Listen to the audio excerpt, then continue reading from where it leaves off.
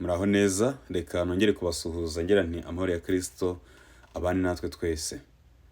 Nishimiye kuba ndi kumwe namwe muri uyu mwanya nk'uko twabasezeranije ko ibyigisho tuzabikurikiranya. Tugeze ku cyigisho cya gatatu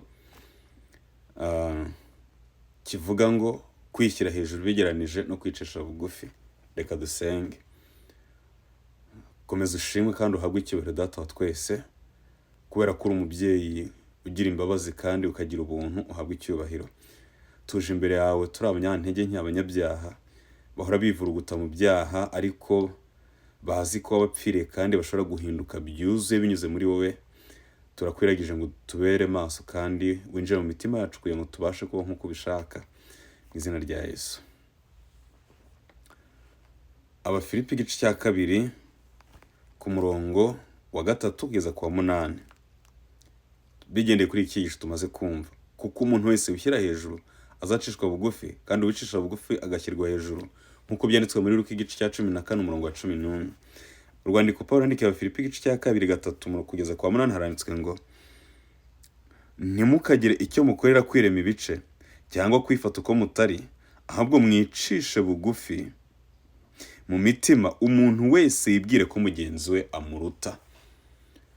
Ntacyo dukwiriye gukorera kwirema ibice, rwose ntacyo byatumarira. Ikindi kandi nta n'icyo dukwiriye gukorera kwifata uko tutari, ahubwo inama Pawulo ari gutanga niyi: mwicishe bugufi mu mutima, kandi umuntu wese yibwire ko mugenzi we amuruta. Ni ikintu ntekereza ko kitoroheye buri muntu wese, kirakomeye, ariko hamwe n'Imana birashoboka. Buri muntu wese yibwire ko mugenzi we amuruta. Umuntu wese muri mwe areke kwizirikana ubwe gusa, ahubwo azirikane n'abandi. Mugire wa mutima wari muri Kristo Yesu. Umuntu wese areke kwizirikana ubwe, ahubwo azirikane n'abandi. Mugire wa mutima wari muri Kristo Yesu. Uwo mutima ni uwuhe rero? Uwo ni Kristo uri kuvugwa. Yabanje kugira akamero k'Imana. Iryo jambo uwo kubaza ikinyarwanda ni ikinyazina nyereka.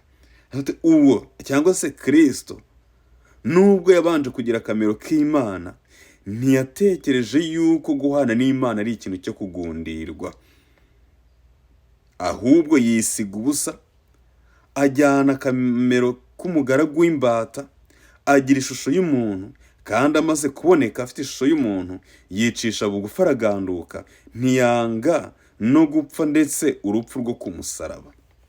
Ngibi byabaye kuri Kristo, kandi niwe tuvuga ko twakurikiye uyu munsi wa none. Turasabwa gukora uko dushoboye kose kugira ngo twe kumukoza isoni, kuko icyubahiro yari afite ntiyishimiye kukigumana. Yemeye guca bugufi kugira ngo arebe yuko yagera ku ntego yo gukiza ikiremwa muntu nge nawe turimo. Kwicisha bugufi ni ikintu kituranga, cyangwa ahubwo kamere yo kwikunda niyo yatubase? Tubitekerezeho. Abaheburayo igice cya 11:24 kugeza ku 26 haranditse ngo: kwizera niko kwatumye Mose, ubwo yari amaze gukura, yanga kwitwa umuhungu w'umukobwa wa Farawo, ahubwo agahitamo kurenganywa n'ubwoko bw'Imana, abirutisha kumara umwanya yishimira ibinezeza by'ibyaha, kuko yatekereje yuko gutukwa bamuhora Kristo ari ubutunzi buruta ubw'Abanyegiputa babitse bwose, kuko yatumbiraga ingororano azagororerwa. Kambendeke yahaye amasomo. Kuko umuntu wese wishyira hejuru azacishwa bugufi, kandi uwicisha bugufi azashyirwa hejuru, nk'uko tubisanga mu butumwa bwiza bwanditswe na Luka igice cya 14 umurongo wa 11. Twese tuzi abantu batagira ukwikunda, twese tuzi abantu bagira kwikunda gukabije, batajya bemera ikosa. Buri muntu wese tukigera kuri aya magambo ari kureba mugenzi we cyangwa se uwazi uteye atyo, ati uyu nguyu ni nako urimo kubwirwa, uyu nguyu nta wundi uri kubwirwa usibye uyu. Ikimbabaje ni uko ashobora kuba atari kumva ibiri kumuvugwaho. Twese tuzi abantu bagira kwikunda gukabije, batajya bemera amakosa, cyangwa ahari wabuze umuntu uhora ashaka kuyobora abandi. Ibyo ngibyo nabyo ntekereza ko benshi muri mwe barabizi, kandi ubu ngubu buri muntu wese arashaka ari kugenda yitegereza mugenzi we aziho izo ngeso. Udakunda kugirwa inama cyangwa ngo akosorwe. Hari abantu batagirwa inama cyangwa ngo bakosorwe. cyangwa umuntu uhora afitanye amakimbirane n'abandi, cyangwa akaba ari umuhanga mu gukandamiza abandi. Ubu ni ubwoko bw'abantu barimo kutubwira. Ibitekerezo byacu bishobora guhita bitekereza abandi, ariko ikibazo nyacyo ni iki: bimeze bite kuri buri muntu wese muri twe? Aho kugira ngo ujyane amaso wigora ujya gushakisha abandi ku kibazo utenda gukemura, ahubwo tekereza kuri wowe. Mbese muri iyi mico tubonye aha hejuru, nta mico waba ufite ihwanye n'iyi? Ntujya ushaka gutegeka abandi, ntujya ushaka gukandamiza abandi, ntujya ushaka kuyobora abandi. Mbese ntabwo waba wikunda bikabije? Ibitekerezo byacu bishobora guhita bitekereza abandi, ariko ikibazo nyacyo ni iki: bimeze bite kuri buri muntu wese muri twe? Igihe dutunga urutoki abandi kandi duhakana ukwishyira hejuru biturimo, tuba twishuka ubwacu. Igihe rero twaba tugiye gufata umwanya wo kugira ngo twitegereze abandi tudashaka kwireba twebwe ubwacu, tuba twishyira mu kaga. Niko ibyanditswe byera bitubwiye. Twese duhora turwana no kwishyira hejuru. Tugera mu bihe dushaka kugaragara. Hari ibihe tugiye tugeramo tukumva turashaka kugaragara, turashaka gukora, turashaka kuvuga, cyangwa se gushaka kurenza abandi mu buryo bumwe cyangwa se ubundi. Hari uwigeze kuvuga ko gushaka kugira isumbwe biturutse ku gushaka kugaragaza ko imibereho yacu ifite agaciro.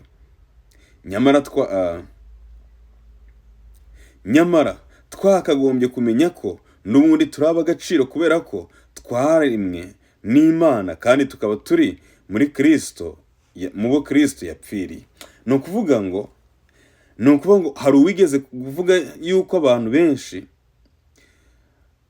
ko gushaka kugira isumbwe bituruka ku gushaka kugaragaza ko imibereho yacu ifite agaciro. Mu by'ukuri hari igihe dushaka kugaragaza ko imibereho yacu ifite agaciro, tugakora ibintu dushaka kugira ngo twiyereke abantu bavuge ibyo bintu kuri twebwe, nyamara tukibagirwa ko agaciro kacu ntitugahabwa n'ibyo dukora, ahubwo tugahabwa n'uwaturemye n'uburyo yaturemyemo. Ibyo nibyo tugira agaciro. Indi mirimo dushobora gukora muri ubu buzima niyo kugira ngo tubeho, niyo kugira ngo dukandamize abandi, cyangwa se niyo kugira ngo twumve ko abandi bantu tubaruta, ariko ntabwo ari ibintu bishobora kutwungura n'agace na gatoya. Oya rwose. Suzuma rero, witegereze, umenye ngo mbese ibyanjye bimeze gute. Rero ibintu tugiye kwitegereza muri iki cyigisho ni ukwitegereza tukamenya uruhare ukwishyira hejuru bishobora kugira mu mibanire yacu n'Imana no mu mibanire yacu n'abandi, kandi tukazareba icyo Bibiliya itwigisha kijyanye no kwiyoroshya imbere y'abantu, birumvikana n'imbere y'Imana. Ni ukuvuga ngo ikintu tugiye kureba ubu ngubu tugomba kumenya ni uruhare icyo kwishyira hejuru bitubuza, icyo bitwambura, noneho hatari kuri twe gusa, kubo tubana ugasanga nabo bahuye n'ibibazo kubera ko twishyize hejuru, kandi nabyo ntibikarangira aho ngaho. Nyamara kandi Bibiliya twigisha yuko kijyanye no kwiyoroshya imbere y'abandi, birumvikana ni ibintu dukwiriye gukora, ndetse tukaniyoroshya imbere y'Imana. Isubi tugiye kuvugaho nivuga ngo ubutagondwa bw'ubwibone. Iyo havuzwe ngo ubutagondwa ariko bw'ubwibone, bisobanuye ko n'ubundi bishoboka yuko umuntu ashobora kugira ubutagondwa ariko butari nk'ubwibone. Impamvu ni iyihe? Nuko iyo ubutagondwa buzima nabwo bushobora kubaho, ni igihe twumvira Imana binyuze mu byanditswe byera, kandi tugakora iby'Imana yishimira ko dukwiriye gukora, maze abandi bakabona yuko bisa naho ari ubutagondwa. Ntacyo bidutwaye niba ibyo dukora bihamanye n'amahame y'ijambo ry'Imana rivuga. Nyamara umuntu ashobora kugira ubutagondwa ariko bugahinduka ubw'ubwibone, nk'uko twabibonye mu byigisho byabanje, yuko nyine akenshi ibintu tubona bigenda bitubaho bituruka ku mukozi kuri Satani, umwanzi igice w'abantu wabanje gushaka kwigumura ku Mana mu gihe cyahashize, ndetse igihe avanwaga mu ijuru bikarangira agejeje ku isi. Ubu bwibone buracyakomeza bukabaho, ari nabwo bugiza bukagera mu mitima y'abantu, abantu bagahinduka abantu bafite ubutagondwa ariko bw'ubwibone. Nongere mbisubiremo, ubutagondwa bw'ubwibone bisobanuye kubaho imibereho idahamanya n'icyo Imana ivuga. Nyamara ngo umuntu ashobora kugira ubutagondwa butari ubwibone ariko bitewe n'aho ari kubikorera. Dushobora kumvira amategeko y'Imana kandi tukishimira kugenda nk'uko Imana ibishaka, nyamara abantu bakabona tubabangamiye, abantu bakabona tutitwara nk'uko babishaka, bakaduhindura intagondwa. ntacyo bidutwaye mu gihe Imana iba inejejwe n'imibereho tubayeho. Ntekereza ko biri kumvikana. Ubwibone, kwishyira hejuru. Igihe utekereza kuri iryo jambo, ushobora kumva umunyapolitiki wishyira hejuru, umuntu w'umuherwe cyangwa icyamamare, cyangwa inyoni ya mbere nziza yo ku isi yitwa peacock. Ubwibone ni ukwiyumva ko uri umuntu ukomeye cyangwa mwiza kuruta abandi. Nyamara ubwibone ni ikintu udakwiriye kwirata no kwishingikirizaho. Nubwo duhangana muri ubu buzima dushaka kubaho, ndetse tugashaka kugira isumbwe riruta iry'abandi, tukumva turashaka kugira abantu turenga, nyamara ibi ngibyo si umugambi w'Imana. Baduhaye urugero abanyapolitike, baduhereza urugero ku tunyamaswa duto cyangwa se utwaremwe duto ko bita peacock. Ibyo bintu byose ni ibintu yaba ari ku bantu, ni abantu baba bumva bashaka kugira isumbwe riruta iry'abandi, kandi n'ako gasimba kubera ubwiza bwako kaba kiga nyine kagaragara nk'akakwibona. Kambivuge muri ubwo buryo. Ariko baratubwiye ngo nuvuga ngo aka gasimba ntago ko bigaragara ko kibona, ahubwo baratubwiye kubera ubwiza bwako gashobora kwibona mu tundi tunyamaswa, gatekereza yuko ariko keza kuruta izindi. Nyamara ubwibone ni ikintu udakwiriye kwirata ndetse no kwishingikirizaho. Biratubwira yuko nyine ubwiza bwa none bushira. Kwirata rero ubwiza bw'uyu munsi, kwirata kuri umunyapolitiki udasanzwe ejo ushobora gupfa akagusimbura n'undi ukurusha ibikorwa, byaba rwose ari ugukora ibitari bikwiye. Reka dukomeze. Bwa mbere, kwishyira hejuru cyangwa se ubwibone byatangiriye mu mutima wa Lusiferi, umukeri butwikira wakoreraga umurimo we hafi y'Imana. Ntabwo tuzi aho ibitekerezo by'inarijye byinjiriye mu mutima we, ariko tuzi ko ibyo bitekerezo byashoye isi n'ijuru mu cyo tuzi muri iki gihe cyitwa intambara ikomeye. Tubona ko Satani atandukanye byihabye n'Imana. Ingaruka zabaye ku isi yacu yinjira mu ntambara yo kurwana ni ingaruka z'icyaha. Kuva igihe Satani yateraga gushidikanya mu bitekerezo by'abantu bya Adamu na Eva, akabashuka bagatangira kwikunda no kwishingikiriza ubwabo no kwiyiringira ubwabo, bakabirutisha gukunda Imana ndetse no kuyiringira. Iyi ni intambara yatangiriye mu ijuru, ariyo yaje kubyara icyitwa intambara ikomeye, iri hagati y'icyiza n'ikibi, iri hagati ya Kristo na Satani. Ariko byose byaturutse ku myitwarire ya Satani mu ijuru, bikomereza ku myitwarire ya Eva muri Edeni, kandi uyu munsi wa none natwe ibyo bintu biracyatubaho. Niyo mpamvu dukeneye gusenga buri munsi, niyo mpamvu ijambo ry'Imana ryanditswe, kugira ngo tujye twisuzumira mu ijambo ryayo, tumenye umutego wa Satani, ariko tunamenye umugambi w'Imana kuri twebwe. Izina ry'Imana ntabwo icyubahiro. Mbese ubwibone hari ubwo bwaba bwiza? Ntibishoboka. Nk'uko tuzi ko muri iki cyerekezo, nubwo dushobora gukoresha iryo jambo tuvuga ikintu cyiza, nk'igihe tuvuga isumbwe umuntu agezeho, cyangwa mu cyerekezo cyo gushima ikintu gihambaye umuntu yakoze. Ntewe ishema nawe ni ijambo rikunze gukoreshwa by'umwihariko mu rwego bambe mu rurimi rw'icyongereza, aho bigaragara yuko abantu benshi bakunda gukoresha iri jambo bakavuga ngo I'm proud of you. Iri jambo iyo urikoresheje, uwo uri kubibwira agusubiza kubwira ngo murakoze cyane, ariko nyine reba ngo ntewe ishema nawe. Iyo iri jambo ribwiwe abantu benshi baraguruka nta mababa, ndetse bakumva ni indashyikirwa mu bintu byinshi. Ariko dukwiriye kujya tuzirikana yuko natwe hari byinshi tutazi, tukamenya yuko ukwiriye guhabwa iri kuzo, ukwiriye gushimirwa ari Data wo mu ijuru wenyine. Cyangwa se niba tubibwiwe, ntitukemere ko iryo jambo ritwica mu mutwe ngo duhinduke ingaruzwa mu nkweto za Satani, kandi hari umugambi Imana yari dufiteho, kandi umugambi mwiza. Ni ingenzi cyane gusobanukirwa ko kugera ku kintu gihambaye no kumenya ndetse no kwishimira impano zidasanzwe n'ubushobozi Imana yaguhaye ntabwo twavuga ko ari ukwishyira hejuru cyangwa ubwibone. Hakurikijwe uko ibyanditswe byera bibivuga, hari ubusobanuro bwiza bwo kwikunda. Dukurikije uko ibyanditswe byera bivuga, tekereza ku itegeko Yesu yatanze muri Matayo 11:31, aho yavuze ko gukunda mugenzi wacu nk'uko twikunda. Urwo ntabwo ari urukundo rukurura rwishyira. Ni ukuvuga ngo rero ikintu gihari dukwiriye gusobanukirwa ni iki ngiki. Ibyanditswe byari bifite icyo bisobanura ku byerekeranye no kwikunda kuzima. Nyamara baratubwiye hejuru gatoya ngo ni ukuri kugera ku bintu bihambaye ndetse no kwishimira ubumenyi bw'ibintu wagezeho ntabwo bisobanuye kwishyira hejuru. Oya, ushobora kugira ubumenyi buri hejuru ariko ukaba ufite umutima wo kwicisha bugufi kandi ukaganduka nk'uko Kristo yagandutse kandi afite byose, nk'uko Kristo yagandutse kandi ari umwami wa byose. Ibi rwose dukwiriye kubizirikana. Hakurikijwe rero uko ibyanditswe byera bivuga, hari icyo dukwiriye kuzirikana. Kristo avuga yuko umuntu ukunda mugenzi we nk'uko yikunda nta kwiganyiza kuba guhari, kandi Imana irabishima. Urwo ntabwo ari urukundo ruturuka ku kwishyira, gukunda mugenzi we nk'uko wikunda. Nta nubwo abantu baba bishyize hejuru mu mibereho yabo igihe bari imbere y'Imana bavuga n'icyerekezo bashaka kugeraho. Mbese muri makeya, igihe turi imbere ya Kristo hari icyifuzo twifuza kugeraho, tukagira ibyo dushyira imbere y'Imana, ntabwo biba bisobanuye yuko twishyize hejuru. Oya rwose, abantu baba bababaye abibone igihe badahaye Imana icyubahiro cy'ibyo iri kubakorera mu mibereho yabo.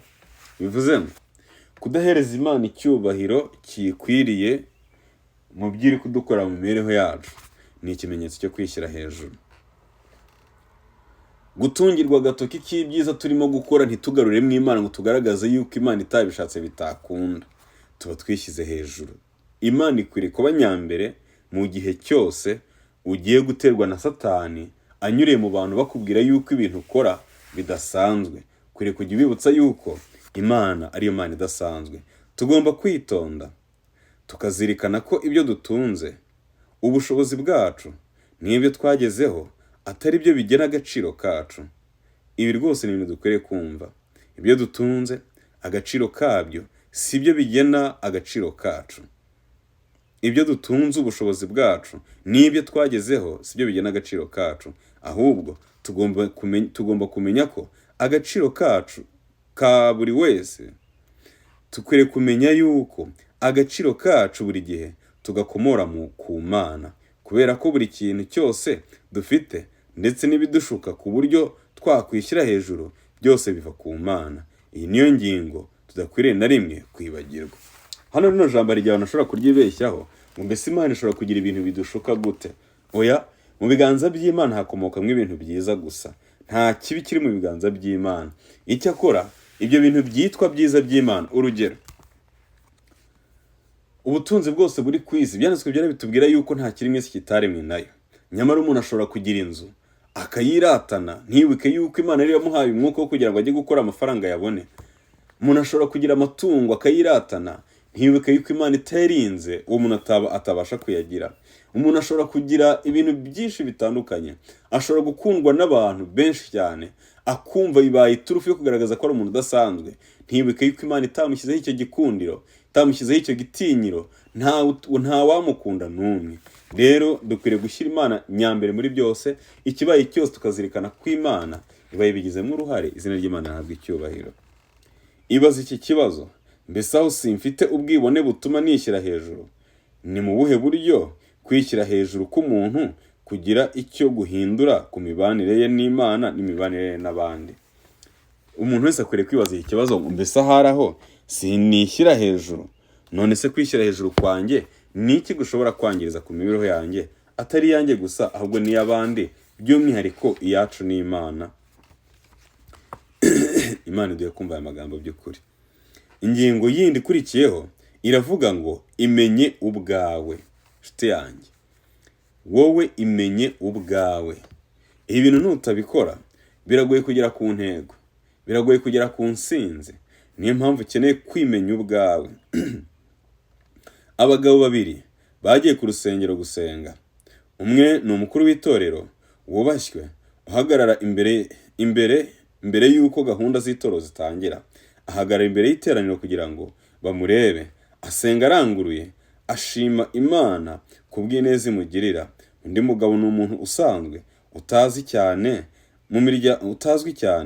mu muryango w'abantu, ahagaze inyuma cyane y'urusengero, amaso ye areba ibirori kubera amarira arimo ku bw'uburemere bw'umutwaro w'ibyaha bye. Apfukama inyuma mu mfuruka y'urusengero, yongorera abwira Imana ababaye cyane agira ati, Mana ngirira imbabazi kuko ndi umunyabyaha. Batubwiye inkuru mwese muzi y'umukoresha w'ikoro ndetse n'umufarisayo, aho umwe yagiye imbere y'Imana avuga ngo, Mana ndagushimire ko utangize nk'aba bantu, dore mu kwezi nirizamo 2, ntanga 10 ndetse n'amaturo, igitekerezo murakizi. Noneho undi we aza imbere y'Imana ngo ntiyanararama ngo arebe hejuru, ahubwo abwira Kristo, abwira Imana ngo, Mana mbabarira ibyaha byanjye, ndetse ntibintankwiriye yuko nubura amaso ngo ndebe mu maso yawe kuko ndi umunyabyaha. Mwabajwe n'intimba y'ibyaha, ariko ndashe kurata imirimo ariko idafite ubugingo. Mbese n'uyu munsi ibintu ntago bikibaho, ibintu nta hantu mubizi, nimugenda mubibona mu nsengero nyinshi mugiye mubarizwamo. Imenye ubwawe, utazi yava ntamenye yajya, kandi umuntu utimenya nta nubwo ashobora kwikosora, ntago bibaho. Icyo bita kwihana, kwikosora,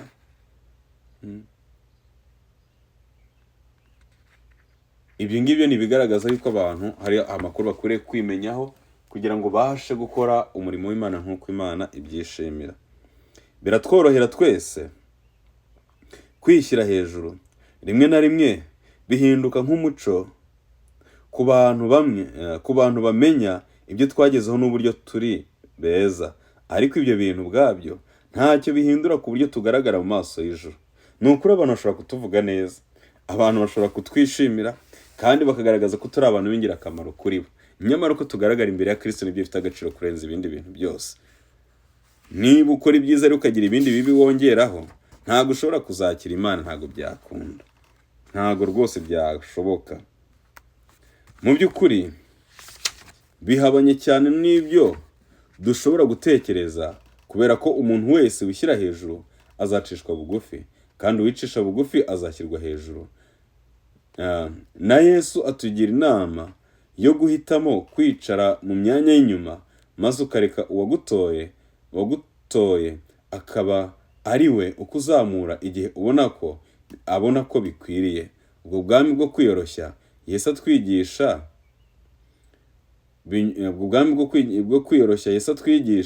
bunyuranye n'ubwo twe tuba twiteze. Umuntu wiziho ko ari umunyabyaha niwe wenyine Kristo ashobora gukiza. Muvandimwe, niba wumva ibi bitakureba, biragoye ko Kristo yagukiza. Niba bitakureba, biragoye ko wagira n'isano n'Imana mu buryo bwuzuye. Uko turushaho kwera, iyo tumaze kwimenyaho ko turi abanyabyaha kandi ko dukeneye Kristo kurenza ibindi bintu byose, dushobora kuza aho ari dufite ibyiringiro by'uko nitwatura ibyaha byacu, niyo kwizerwa kandi ikiranukira kutubabarira ibyaha byacu no kutwezaho gukiranirwa kose. Uko turushaho kwegera Kristo, niko turushaho kwimenyaho ikibi no kumva ko tudatunganye. Hari uburyo bumwe rukumbi bushobora gutuma umuntu yimenya mu buryo nyakuri. Tugomba kwitegereza Kristo tukamumenya, nibyo bitera abantu kwishyira hejuru mu byo gukiranuka kwabo. Iyo tutaramenya Kristo ngo tumenye n'ibyo yakoze, nibyo bitera abantu benshi kwizirikana ndetse no kwishyira hejuru, bakumva hari abo barenze. Nyamara ni ikosa rikwiriye gukosorwa, ni icyaha gikwiriye gucika ku bantu, cyangwa se abantu bakwiriye gucikaho kugira ngo babone uko bagirana isano na Kristo mu buryo bwuzuye. Icyampa Imana ikaduha amatwi yo kubyumva ndetse no kubizirikana. None se Imana ibona ite abibone? Mu rwandiko rwa mbere Petero yanditse igice 5:5 hatubwira ko Imana irwanya bibone, naho ibicisha bugufi ibahera ubuntu. ibyo birasobanutse rwose. Ibi nabyo ni ingingo dukwiriye gusobanukirwa. Uko byagenda kose birasobanutse kandi biranumvikana. Ahubwo ibyacu bite? Ingingo ya gatatu iratubwira ngo Mose umugaragu wicisha bugufi. Nabasomeye isomo riri mu Baheburayo igice cya 11 ku murongo wa 24, niba nibuka neza kwiza 27. Nicyo cyatumye kwizera niko kwatumye Mose yanga kwitwa umwana w'umukobwa wa Farawo, yemera kujya kurenganywa n'abavandimwe be, kuko yatekerezaga yuko nyuma y'uwo mubabaro ibyiza bazabona bizaba biruta imibabaro ushobora kugira bari aho ngaho. Hano batubwiye ngo ahubwo ubwo ni Mose agahitamo kurenganywa n'ubwoko bw'Imana, abirutisha kumara umwanya yishimira ibinezeza by'ibyaha, kuko yatekereje yuko gutukwa bamuhora Kristo ari ubutunzi buruta ubw'Abanyegiputa babitse bwose, kuko yatumbiraga ingororano azagororerwa. Abanyegiputa nibo bari mu bantu bafite ijambo rikomeye cyane kuri iriya si yo hambere. Ibintu bari bafite byari byinshi cyane. Nibuke ko Yosefu yari amaze igihe gitoya avuyeho, cyangwa se igihe runaka yaramaze gupfa, ariko yari yaratumye Egiputa igera ku bintu byinshi. Rero Mose aravuga ati nubwo Abanyegiputa bafite ubutunzi bwinshi, ariko nkeneye kwegera Imana mu buryo buruseho. Ibyawe bite? Cyigisho mu kizirikane. Cyigisho turi kwigana kiravuga ngo kwishyira hejuru uburenganzira, kwishyira hejuru ubugereranije no kwicisha bugufi. Kwa gatatu haranditse ngo ibyuma binini by'ingoro z'umwami wa Egiputa byabaga birimbishije n'imirimbo y'agaciro kenshi. Bari kudusobanurira Egiputa uko yari imeze, ku buryo byanasezeraga ababirimo bakagubwa neza. Bano bantu bari abahanga. Mose yigishwa ubwenge bwose n'ibyo mu Egiputa, agira imbaraga mu magambo ye no mu byo akora. Mwibuke ko yarize n'ibya politiki, akiga iby'amategeko, yari umuntu usobanutse ku rwego ruri hejuru. Imibereho yo gukomera, ubukire no kuba ikirangirire nibyo byari bimutegereje. Nyamara Mose yahisemo ikindi kintu gitandukanye nabyo. Nk'umuntu warize iby'amateka, ubusizi, ubucurabwenge, ubugaba bw'ingabo n'umunyamategeko, nta wari uhwanye nawe. Nyamara nubwo isi yari imuri imbere, yagize ubutwari bwo kwanga ibyo bamushukishaga by'ubutunzi, gukomera ndetse no kwamamara. Ahitamo kurenganywa n'ubwoko bw'Imana aho kwishimira ibinezeza by'akanya gato. Mbega amahirwe kuri Mose. Uyu munsi wa none umuntu arabona akazi mu kanya nk'ako guhumbya isabato akayikandagira. Umuntu arabona akazi kubeshya akaba ari ikintu cyoroshye. Umuntu arabona akazi atitaye ku nzira biciyemo akica umuntu. Arabona akazi agasambanya abamukoresha kugira ngo bamupromotinge, agasambanya abakoreshwa abamukoresha abo akoresha we kugira ngo atabambura akazi, kubera ko yabonye akazi akakifashisha yangiriza imibiri y'abantu. Satani ni umugome ku rwego rukomeye cyane. Mose ntabwo ari uko yatekereje. Nubwo yari umuntu udasanzwe kandi wari ugiye kuzaba umwami mu gihe kiri imbere, ntabwo yabitumbiriye ngo ubutunzi bumwice amaso, kandi ndavuga amaso y'umutima. Ariko uyu munsi wa none abantu benshi bari guhemukira Imana kubera ubutunzi. Ikintu kibabaje ni kimwe gusa, ni ukuntu dupfa tukabisiga kandi twarabiruhiye. Ukuntu dupfa tukabisiga kandi twarabiruhiye ni ibintu bibabaje ku rwego ruri hejuru cyane. Kwicisha bugufi kwa Mose ko hanyuma kuratangaje. Iyo urebye ukuntu yari umuntu ukomeye ndetse naho yakomokaga n'imibereho yakuriyemo, nyamara binyuze mu gikorwa cyo gukora icyaha mu buryo butunguranye, yatakaje icyizere yari yifitemo no kumva yihagije. Ibyubahiro n'isumbwe yari afite byarayoyotse, asigara ari mu ishuri rizengurutswe n'imisozi miremire. Amara imyaka 40 yigishwa n'Imana ibyo yari akeneye kumenya bizamubashisha kuyobora ishyanga ry'Imana arikura mu buretwa bwa Misiri akarigeza mu gihugu cy'isezerano. Imibereho yari agenewe kubaho y'ubutware n'ubukire muri Egiputa byataye agaciro igihe Mose yabigereranyaga n'ubugingo buhoraho. Imana yari yaramuhamagariye izindi nshingano z'umwihariko, maze Mose arumvira arayikurikira. Imana yahabwa icyubahiro. Twabonye hejuru ibintu Mose yari yarize: ubunyamategeko, yari yarize agomba kuzaba umucamanza, yari yarize yiga ibya gisirikare agomba kuzaba umugaba w'ingabo, yari yarize iby'ubusizi n'ibindi bintu batubwiye hano muri iyi ngingo. Ariko ikintu gitangaje, byose yarabyitegereje abona bidakwiriye gusumba icyubahiro ashobora guhabwa n'Imana, abisiga aho ngaho. Amara indi myaka 40 ari mu ishuri ry'Imana, kandi Imana yakoze ibikomeye. Icyakora ikintu batubwiye hejuru, nubwo Mose yari umunyacyubahiro, hari ikintu dukwiriye kumwigiraho. Yacaga bugufi kandi akemera ko icyubahiro cy'Imana aricyo kimukoreramo. Igihe rero yari amaze gutakaza uwo mwimerere, igihe rero akagaragaza kutizera imbere y'Abisirayeli, akabwira uwo ntuzajya ari Kanani, ni ukuvuga ngo cya cyubahiro cyose cyamukuweho, kuko ntabwo yashoboraga kukinjirana mu butaka cyangwa se mu mukungugu. Kandi koko yari afite ubwiza bw'Imana, Kristo yagomba kugumana ubwo bwiza. Noneho Mose akamanuka nyine nk'umuntu utari wumviye amategeko y'Imana. Ariko nkiri aha hantu twongere kuzirikana yuko kubera za mbabazi z'Imana twabonye mu byigisho byabanje, kuko Imana ari inyembabazi kandi akaba ari intabera, nubwo atagize icyizere cyo guhita yinjira muri Kanani ako kanya, ariko ndashimira Imana ko Mose yongeye kuyigarukamo ari muzima, atazongera gupfa. Ni ukuri, izina ry'Imana rishimwe. Dukwiriye kuzirikana ko Mose umugaragu wicisha bugufi. Dukwiriye kureba twebwe, mbese tugira imibereho yo kwicisha bugufi? Mbese dukora ibikwiriye bibasha gutuma twumva tuguwe neza mu buryo bwose?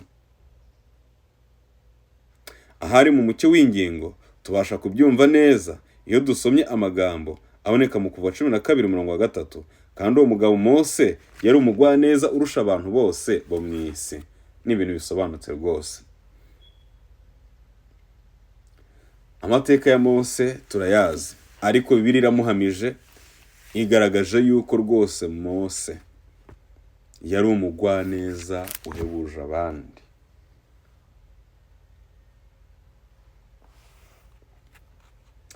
Ingingo yo kuwa 4. Reka turebe ko kibazo cyo ku ngingo yo kuwa 3. Tekereza ku byaranze imibereho yawe. Mbese umuntu aramutse asobanuye imico ikuranga, wahasangamo kwicisha bugufi cyangwa kwiyoroshya muri urwo rutonde? Bibiliya isobanura Mose nk'umuntu wacaga bugufi kandi wubahaga Imana, ariko aca bugufi cyane. Wakora urutonde rw'imibereho yawe, yasanga harimo guca bugufi. Kubera iki waba ubifite cyangwa utabifite? Niba ufite uko guca bugufi, ubikomora kuri nde? Niba rero ukumva utabifite, ni iki kigutera kuba utabufite? Dukwiriye kuzirikana ko guca bugufi mu buryo bwuzuye tugukomora kuri Kristo. Kuba rero tudafite uko guca bugufi kuzuye, ubwo Kristo nyine abakemangwa, Kristo uri mu bugingo bwacu. Imana idushoboze. Ukuri nuko tudashobora kwiyoroshya ubwacu.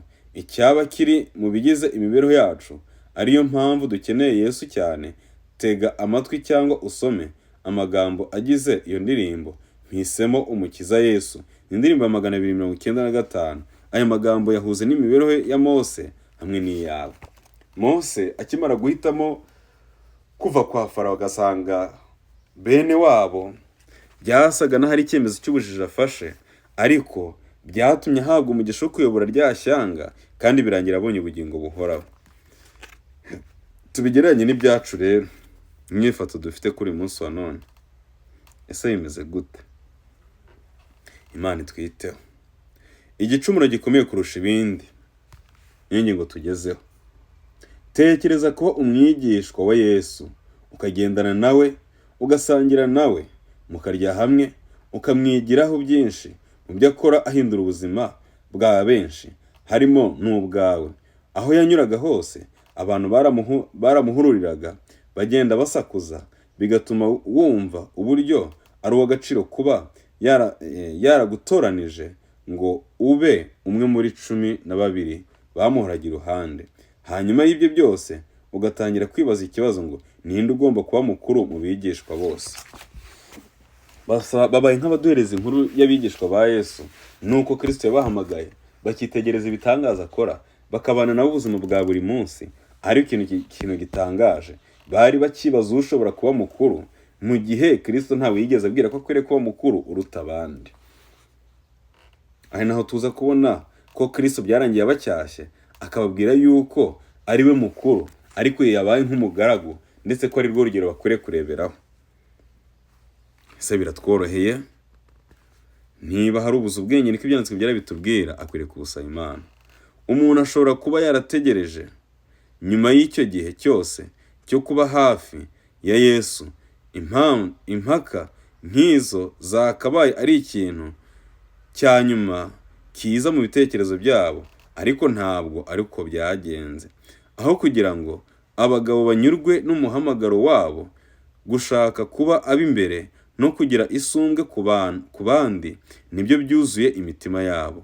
Buri muntu atekereza ko aruta abandi. Biroroha kubererekera ibitekerezo nk'ibyo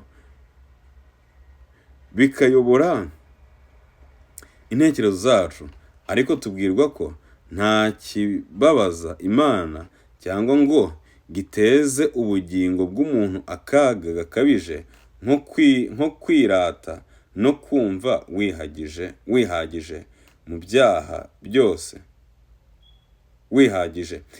byose. Icyo nicyo umuntu areka mu buryo buruhanije. Baratubwira ngo nta kibabaza Imana cyangwa ngo giteze ubugingo bw'umuntu akaga gakabije nko kwirata ndetse no kumva wihagije. Kandi ko icyaha nicyo kirimbuye abantu benshi bo muri iki gihe. Imana itubabarire kandi twiteho. Icyo ni ikibazo cy'umuntu, ni ikibazo cy'ingutu kuri twe. Kwishyira hejuru kwacu bibabaza Imana kurenza ikindi kintu cyose, kandi akaba ari ingeso iruhije kureka, kubera ko akenshi tutabona ububi bwabyo nk'uko buri.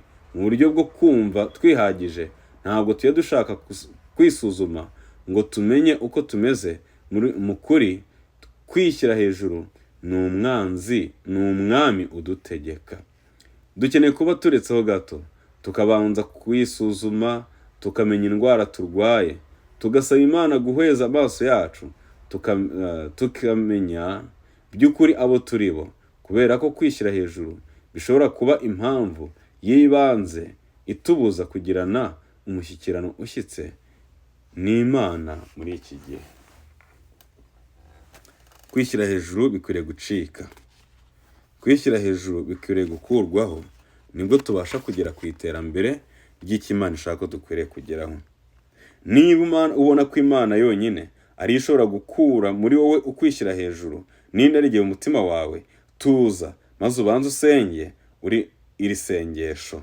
Niba mva Imana ko ibishoboye kugucisha bugufi kandi ikaguha gutuza mu mutima, tuza usenge iri sengesho.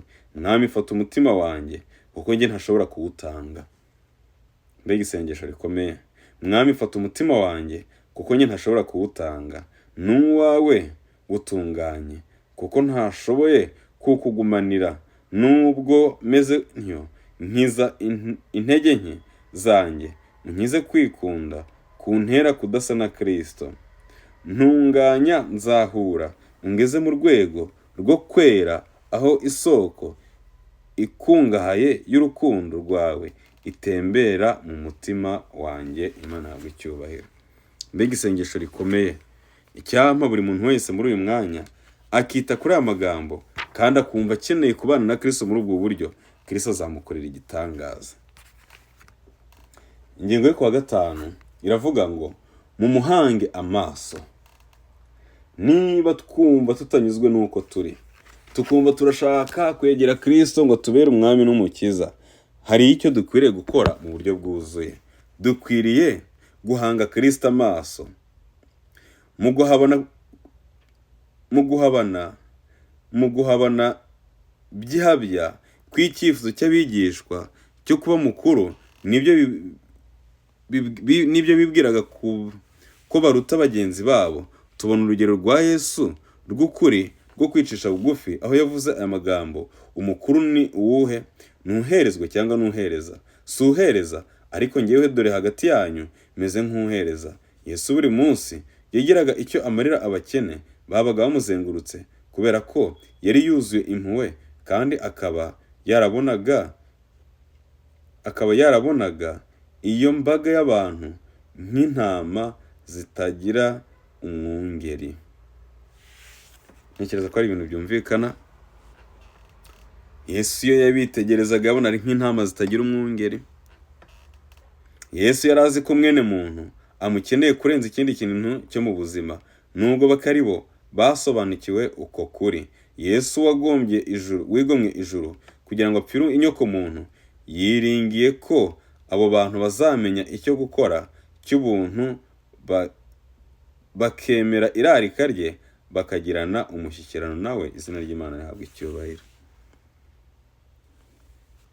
Bavandimwe, Yesu yakoze ibyo ashoboye byose. Yesu yakoze ibyo yari akwiriye gukora kugira ngo ubugingo bwacu buzabashe gukira. Twebwe turakora iki kugira ngo tubashe gukiza ubw'abandi? Yesu yakoze byose, yishyuye byose. Iyo dukeneye ku byo yakoze, tubona ko uko ari koko n'ubutungane bwe, ntidushobora gutindiganya kubona kudatungana kwacu, ahubwo turi babi n'uburyo tumukeneye mu mibereho yacu muri iki gihe kurenza ibindi bihe byose. Mu by'ukuri iyo dukoze ibi bintu, tukiyegereza Kristo kandi tukamwegera, tukamwishingikirizaho, nta kindi kintu adukorera. Icyo dukorera ngiki: atuma tubasha kwisobanukirwa ububi bwacu, tukabubona ku mugaragaro, hatagize ikindi kintu kituvangira, ndetse n'ubundi buryo ubwo ari bwo bwose. Kudakora ibi ngibi rero ngo twiyegereze Kristo, ntidushobora kubona ububi bwacu, kandi ntidushobora kwibona uko turi koko, ko turi abanyaminwa yanduye, ko turi abantu badashoboye ariko babasha gushobora bahuye na Kristo. Mu by'ukuri Imana ibidushoboze, kandi Imana itwiteho ku rwego rukomeye cyane. Iyo turebye kuri we, ibindi byose cyane ubwacu n'imyumvire yacu yo kumva ko turi ibitangaza birayoyoka, bikaba ubusabusa, cyangwa se bikaba ubusabusa. Ubwo Yesu ari we, icyo yakoze n'uburemere bw'urukundo yakunze ibiremwa bye biduhindukirira iby'ibanze n'izingiro rya byose. Nitumuhanga amaso mu kuri, inarijye yacu izayoyoka. Izina rya Yesu, mbega izina ryiza rifite ububasha. Nitumuhanga amaso, ubwibone, kwishyira hejuru, ishyari, umujinya, urwangano n'ibindi bintu byose bikubemo, ngo bizayoyoka kubera guhanga Kristo amaso. Mbega izina rya Yesu, mbega izina rya Yesu rifite ububasha. Ni urugero ntagereranywa rwo kwicisha bugufi. Igihe imitima yize kumwakira, igihe dusobanukiwe n'ibyo yadukoreye, igihe twemereye amagambo ye y'ubugingo agashinga imizi mu bwenge bwacu, duhita tumenya uburyo turi abibone kandi turi babi. Niba abigishwa be yitoranirije babanye nawe bakamwigiraho, bararwanaga no kumva ko bafite isumbwe, hari icyo barushije abandi, ni mu buhe buryo twakwibeshya ko hari icyo tubarusha? Mu by'ukuri umubano wacu na Yesu ushobora gukura gusa igihe ducishijwe bugufi. Ntacyo abigishwa ba Kristo bigeze barusha abandi, mu gihe cyose bari bagifite gutekereza nk'uko batekerezaga. Natwe uyu munsi dushobora kwibeshya yuko hari ibyo turusha abandi, nyamara ni ukwishuka. Imana itugirire neza. Gena igihe runaka umarana na Yesu. Fata Bibiliya yawe, ikaramu n'aho kwandika, maze urebe ahantu hatuje wicare. Saba Imana koroshya no kuvugana n'umutima wawe. Andukura amagambo yo muri Zaburi 138, ijambo ku rindi. Mu gihe uri kuyandika, ni irihe jambo ryagukoze ku mutima kurenza ayandi? Murebe kuri iki gice cy'138 muri Zaburi 138, noneho ukore ibyo batubwiye dukwiriye gukora hano. None numara kubikora, urebe ijambo rikora ku mutima cyane, kandi iryo jambo urigire akabando kawe, cyangwa se urigire ijambo rikubera inkomezi mu gihe cyose wakumva hari ibiguhangayikishije. Soza ingingo ya 6 itubwira ngo ibindi byo kwiga no kuzirikanwa. Uko turushaho kwegera Yesu, nako turushaho kubona ugutungana kw'imico ye.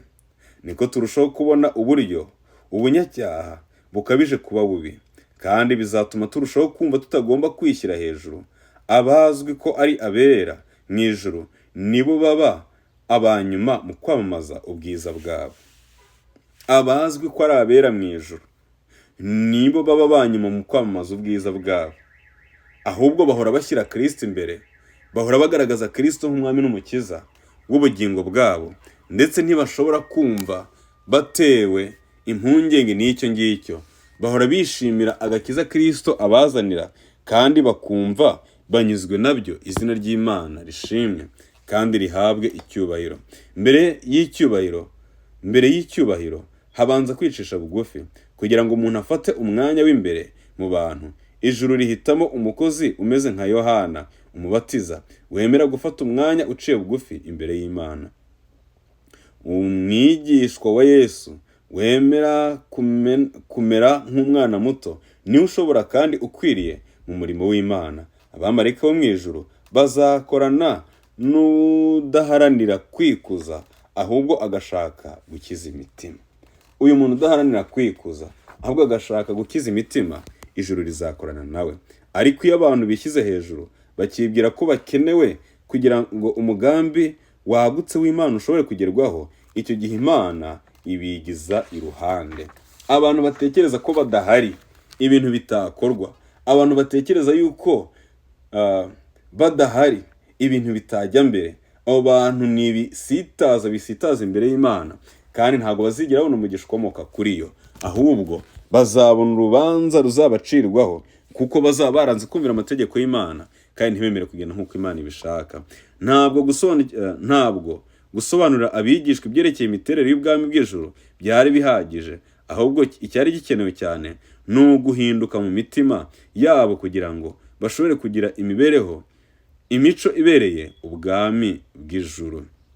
Korohera abandi, kwiyibagirwa no kugira urukundo rwegurira abandi biboneka ku mwanya muto. Ni ingeso ijuru riha agaciro, ni imico ifite agaciro gahanitse. Imana ntabwo icyubahiro. Nubwo bishobora gushyirwa hirya kandi abantu bashake kubyegereza kuko biciriritse, kubera ko bicisha abantu bugufi, nyamara ngo ni umuco w'ijuru kandi ni ingeso y'ijuru. Niko batubwiye. Umutima ugendera mu kuri kandi wicisha bugufi ni uw'agaciro kenshi imbere y'Imana. Imana ishyira kashe cyangwa se ikimenyetso cyayo ku bantu idakurikije icyubahiro baba bafite, ubutunzi bwabo cyangwa amashuri bize, ahubwo ikurikiza umushyikirano bafitanye na Yesu cyangwa se bafitanye na Kristo. Nta kindi kintu Imana iheraho kugira ngo iduhereze ikimenyetso cyayo, ni umushyikirano tugirana nayo. Ube warize amashuri ahambaye, uba uri umuntu udasanzwe mu bantu, uba uri umuntu abantu bafatiraho icyitegererezo, ariko niba mu mutima udashobora guca bugufi, ikibazo kirahari. Incamake, ubwibone bushobora kuba inzitizi ikomeye itambamira ugukura k'ubucuti bwawe n'Imana. Ubwibone bushobora gutuma ubucuti bwawe n'Imana budakura. Niba twumva twihagije, ntitumenye ko dukeneye uwo mushyikirano tugirana nayo, ntabwo tuzawugeraho. Ibiramambu, Yesu niwe muntu wicisha bugufi kurenza abandi bose bo ku isi, akanaba urugero ntagereranywa rw'uburyo dukwiriye kugirana umushyikirano ushyitse n'Imana. Imana ibidushoboze kandi twungure ubwenge kugira ngo tubashishwe byose kandi tugendane nayo mu buryo bwose bushoboka. Nibyo nabasabira, nanjye nisabira mu izina rya Yesu Kristo. Amen. Kadusenge. Twongeye kugushima mubyeyi, ushimwe kandi uhabwe icyubahiro. Biragoye ko iyi mico ushaka twayigezaho tutagufite. Biragoye kubw'intambara turwana buri munsi ko twagera ku gukiranuka nyakuri. Ariko tubonye ko ibanga ni rimwe gusa, ni ukwemera wowe ukaza mu bugingo bwacu, ni ukwemera urukundo rwawe, imbabazi zawe n'ubuntu bwawe bikatugendamo, bizatubashisha ibindi byose. Kandi twabonye isengesho bivuga yuko tutabyishoboza, reka uze ubidukorere, kandi iyo mpano nziza uyiduhereze mu izina rya Yesu Kristo. Amen.